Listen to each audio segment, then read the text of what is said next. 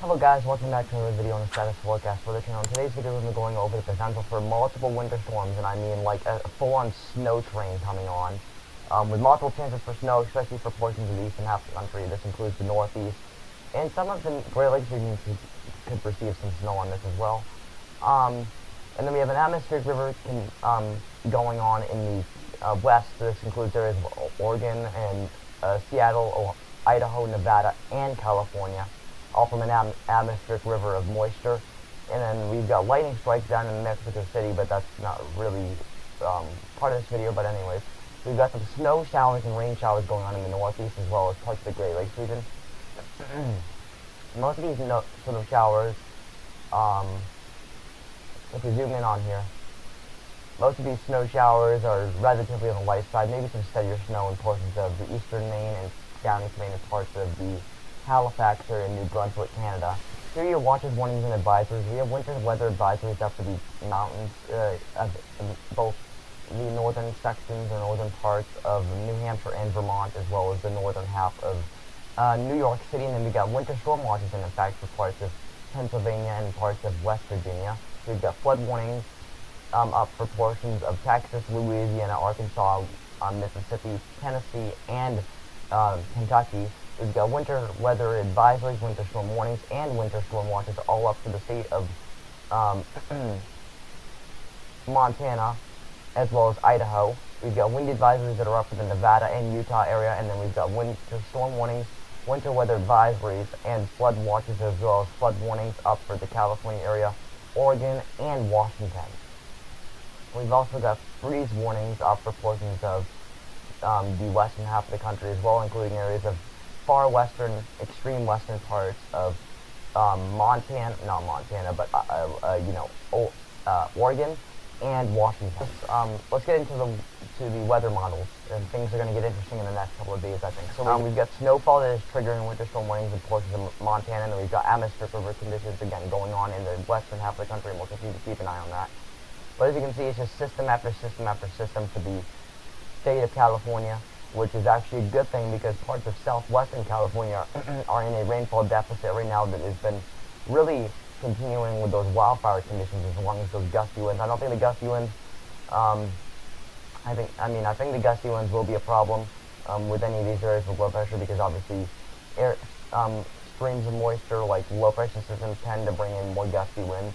So rain and snowfall can be expected for the state of California. Most of that snow accumulation will remain in the mountainous areas, but as you can see, snow falling from through Washington and the Oregon area and Montana. As we move on through, this is when our next first system kind of develops. So around Thursday, we're expecting some sort of, widespread area of snow and rain, and even some freezing rain in between, and maybe even a little bit of sleet in portions of the Great Lakes region. I think most of the sleet would happen in, northern Ohio rather than the Ohio Valley. And then high pressure system will be in stake for portions of the northeast. And that high pressure will switch off to the west, which is not a good case for any snow enjoyers, but it's not really going to matter because that cold is going to set the stage. Which we already have cold air in place. So first area of low pressure system comes through with an upper level low pressure system somewhere up in the upper plains and the areas above the Great Lakes region, especially in portions of the eastern half of Canada, and snow happening through portions of the interior New England with a little bit of mixing and freezing rain and rain possible right on the immediate coastline, and potentially even as far inland as the Bangor area across Maine. That system goes through, we have a little bit of lull in the action, but then right away we get another system that develops. I think this one will be more of a snowier case scenario rather than more of a snow and mixed bag precipitation, I think, in areas. So we're thinking an area of low pressure would develop somewhere in the area of Missouri, with widespread disorganized rain and snow showers and mixed precipitation, but things become a little bit more organized as heads into the northeast. With high pressure off to the northeast, this would be a perfect scenario for an all-snow profile. So that goes through, and basically it's going to be a Saturday, it's going to be a Sunday into Monday sort of deal, and then that system will come out of here with some light to moderate precipitation, perhaps even some heavier mixed precipitation, but with the high pressure off to the north and east. And we've got mixing will stay off the coastline. That is a good deal for a decent sized snowstorm. Then we get a little lull in the action before things get once again more interesting to the 11th of February. Another system like to develop somewhere in the disorganized area of rain and snow, so maybe an area of overthrow up here. That system goes up the coastline, and then maybe a little bit more of a lighter to perhaps moderate snow band moving through. This would likely be a Tuesday through Thursday type event, which if it does play out like this, that would be a long duration storm. And then a little lull in the action before we get another system to come through. This isn't really a snowstorm or anything, but it's a little bit in an area of low pressure with the cold front extending, and will bring up the rain and snow, and then things get a little bit more lull in the action once again before yet another system develops.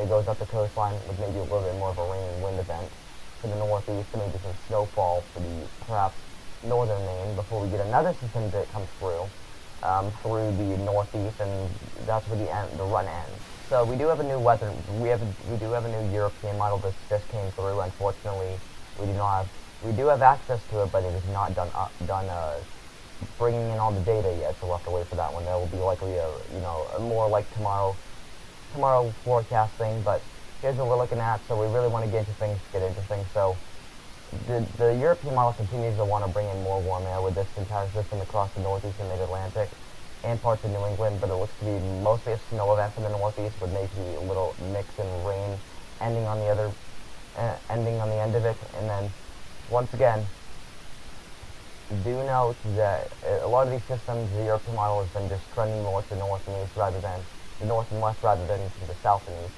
So I think I'm going to agree with the GFS model on this, even though both models have been persistent of either way, either an area of low pressure that kind of goes a little bit farther northern track, or a system that basically goes more like a nor'easter track, but not quite there. So it does look like, once again, a more snowier situation, but a little bit mixing of rain along the coastline, especially with the European model. A little lull in the action before yet another system develops, and this one is becoming a little bit more, not likely, but a little bit more like it may actually happen, because this is basically the same storm that we were talking about for the 2-day event, potentially. So it looks like a Wednesday and Thursday event, and then it continues through the day on Friday before it finally comes to an end. But again, mixing in, it'll start as snow, but it comes as a little bit more of a farther inland track, so it promotes the mixing along the coastline. Then another lull in the action before yet another system pulls through. This one will likely be, but just the way it's set up, a little bit of a northerly tilted trough. So this one will basically be a little bit of snow in the mountains, especially in interior New England, and parts and rain across the eastern half of the state of Maine before we get in lull in the action before another system tries to develop somewhere in the central plains going on into the next couple of weeks beyond that. So that's what that's looking like. Here's the snowfall accumulation. So here we go. So again, this is the general idea of what we could see for snowfall. So again, much of the snow just falls in parts of the western half of the country. And then yes, some significant snowfall in portions of in the central part of the United States, but of course, with the snowstorms being a problem in the northeast, it's going to bring a solid, a couple of feet of snow, I would think. So with the snowfall and rainfall being said, we also have a chance of seeing some ice accumulation from these storms, and all of this is basically going to be accumulating. So again, it's not just going to stick to the ground like that, it's just a general idea of where we can see ice accumulations. Again, some of this will follow sleet and freezing rain, but obviously sleet can melt and freeze, and freezing rain can melt and freeze, so, So here's a general idea of what you could see. So again, the first one, so this is the first little bag of icing that comes through, that just came through, parts of the northeast just today. So it's just a general, very small amount of icing, but any real icing can cause issues. So it's about 1/10 of an inch of icing. Then the second one comes through, and this one could be a little bit more significant. So parts of the mid-Atlantic, the Ohio Valley, all the way back to the Central Plains, and potentially even into the parts of the Great Plains as well, look to have a potential for some icing. I'd say parts of this could be, could initiate some ice storm warnings, because, quarter of an inch to around a half an inch of ice is right in that ballpark or that criteria for the ice storm warning. But I'd say, in some areas it could receive as much as near an inch of ice, which is very significant. And I'd say the best potential you're seeing this is from about the Ohio Valley, or if I was going to say anything, is probably the Pennsylvania area and into the West Virginia area where all this freezing rain is setting up. but also there's potential for the Great Plains area as well as the Great Lakes area. So really the best potential for you to see icing, especially with this model run, is from about the Kansas area all the way back through portions of southern New England. Again, there's a chance across the northeast coastline, especially in parts of Maine, for like a slight glaze, but nothing more than that. Then the second batch comes through, and this doesn't really add a whole ton of ice accumulation, but does at the same time. So again, multiple areas could be seeing anywhere from a quarter of an inch, as high as an inch of ice. Especially, this is ice accumulation on top of one another. This is not like ice. Like one day you see icing accumulation, it melts again, and then you see another ice accumulation. This is all just, what it's showing here is ice accumulation, ice accumulation that's added up over time, or would be added up over time. Unfortunately, we'd be seeing some warming temperatures in here, so the ice would likely not stick. However, or, would likely not stay on the ground where it is, so, but again, it's always a potential. Then the second, and then yet another batch comes through. So really, overall, I don't even think it's going to reach as far south as northern Georgia. Let's be honest. I mean, you still can't rule it out after we saw like a significant snowstorm in the southeast and shattered records all over the place. But I'd say, Virginia area, back through the Great Plains area, and like maybe clipping portions of Missouri, especially the northern half of Missouri. I don't necessarily agree with it getting as far south as we're showing here on Missouri, but I definitely think the northeast interior New England, and New England, as well as the Mid-Atlantic, and through the Great Plains, and the Great Lakes area is your best potential to see any icing. I just don't see it happening again for portions of the southeast, especially for Tennessee, the Carolinas all the way back through the southeast as well. And it even shows a little bit of scattered icing across portions of the Pacific Northwest and the Upper Plains. With some very minimal accumulation. Maybe at the higher elevations, or these tighter pockets in here, these very small areas of icing, could see anywhere from, a quarter of an inch to, over half an inch of ice. But other than that, I don't think you're dealing with much in the way of icing. So I'd say that's pretty much that. Here's a more accurate reading of snowfall with the GFS model, the Kuttra snowfall prediction map. So here's what we could be looking at. Looks pretty, it looks pretty similar to me, honestly.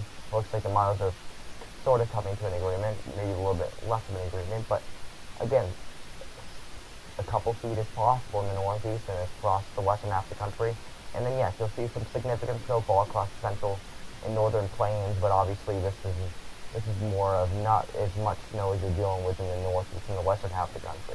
Here's rainfall accumulation for the next, couple of weeks, I'd say. So this is the GFS model. We'll go over the European model in just a minute. Notice pretty much anything that's following about the line that I'm basically drawing here. The line that I'm basically drawing here, like around here, is where, it'll be mostly snow rather than just rain, especially for parts of the interior northeast and through the upper plains as well as through the western half of the country. So again, some beneficial rain for the southeast and beneficial rain for California, especially with those severe droughts and those wildfires. This will definitely potentially decrease the likelihood of, more drought happening. But again, droughts are always possible in the California area, especially. But like I said, beneficial rain for up and down eastern half of the country. As far as the European model goes, let's see what it thinks. They're coming into some similarities right now. So again, eastern half of the country dealing with much needed rainfall. Again, probably, anything north of, New York or anything north of the northern half of Vermont, New Hampshire, and Maine, or pretty much the entire state of Maine anyways, you're probably dealing with mostly a snow situation, so a lot of this is just snow. So 2 inches of snow, it probably equals around 2 feet of snow. So, and then much needed rainfall for the western half of the country, and rainfall for the southeast, which they just, like I said, it's been a crazy couple of months, I should say. We had a snowstorm down in the southeast, a very rare snowstorm. We had severe weather outbreak, and now we're adding on more rain to that. And these temperatures are going to hover around or, just above average temperatures for much of the country. And we could exceed a heat wave in the southeast, especially with potentially record-breaking temperatures. But I'm not seeing anything potentially record-breaking here until we probably get, I'm not really seeing any record-breaking temperatures like we were a few days ago. People are saying like 70 to 90 degrees. Not really seeing that anymore. 70 to 90 degrees is more than possible, but is it likely? No. I could see the deserts potentially breaking 90 degrees, but again, cold air is going to fight back, and if you remember a few weeks ago, we were talking about major warm-ups across the country, potentially reaching 50 degrees in parts of the northeast and New England. That does not look likely anymore, which I kind of doubted it from the first start. Didn't really look like it was going to happen because it was several days out and weeks out. But again, it does look pretty favorable for snowfall here. So again, we may have a few chances for Arctic blasts, which that was definitely not in the forecast a few days ago, but Arctic blasts are definitely looking possible now. So again, probably the 9th through the, I almost want to say the 13th, 9th through the 13th, we see an Arctic blast take place. And then yet another one comes through, and this one would likely be way stronger, covering pretty much the entire northern half of the country except the western half of the country. And then that cold air likes to stay around for the later part of the month. Here's the GFS model again. They're kind of agreeing right now. I'm not really seeing anything that suggests otherwise.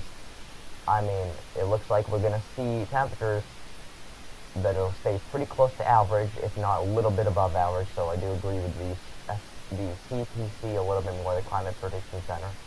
But as we continue on through, as you can see, it stays pretty cold, and obviously the GFS model is not really showing much in the way of Arctic blast, but obviously the GFS also tends to have a southeast bias, so you never really know. But again, I'd say the best potential for any potential Arctic blast would be the 12th, I'd say like the 9th, the 8th through, like, let's see, I'd say the 8th through the 13th, and then finally we get another Arctic blast that potentially comes through, and this one would be likely a little bit more in the way of significant terms, especially across the northeast and upper plains, and perhaps through the state of Montana as well, especially in those areas closer to the Canadian border. So as far as severe weather go, I know there's been things on X that have been mentioning about more severe weather potentials, but I'm not really seeing anything blatantly obvious that would suggest a severe weather outbreak. I mean, I'm really just basically seeing some rain and scattered thunderstorms, but obviously you can't rule out potential of severe thunderstorms. So I'd say the best potential for any severe thunderstorms would probably be the 12th through, 12th through the 13th, maybe a little bit of scattered showers and thunderstorms that could potentially reach the strongest, severe criteria, especially for parts of the southeast.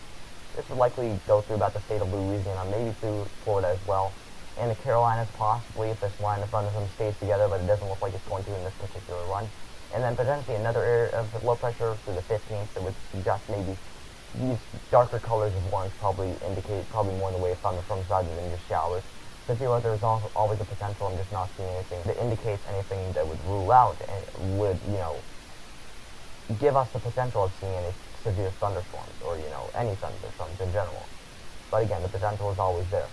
But really, I'm not really seeing anything that's blatantly obvious that would show the potential of any severe thunderstorms happening. Again, we can always check through different models. Again, the European model and the GFS model are the most consistent ones with weather pattern changes. But, maybe through, I'm not really seeing any severe weather. I'm probably not until, like, the 12th through, like, the 14th would maybe some bare minimal, like, marginal severe weather threats, with maybe an isolated slight risk of severe weather, but I'm not really seeing anything that really shows that we're really going to see a major severe weather outbreak, if that makes sense.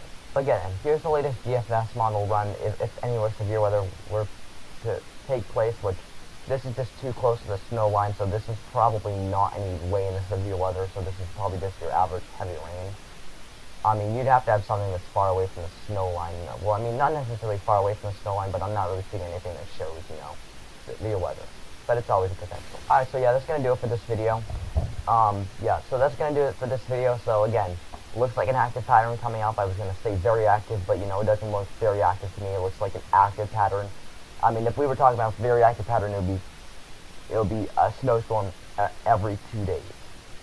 I mean, that's kind of asking for too much, but I guess you could name it a very active pattern, but I'm sure there's certain criteria to meet that. But again, looks like some beneficial rain in the California area, some snowstorms in the northeast, especially and across the upper plains, and perhaps the mid-Atlantic as well, and potentially even a little bit more of a warm-up, not a significant warm-up like a heat wave like they've been mentioning.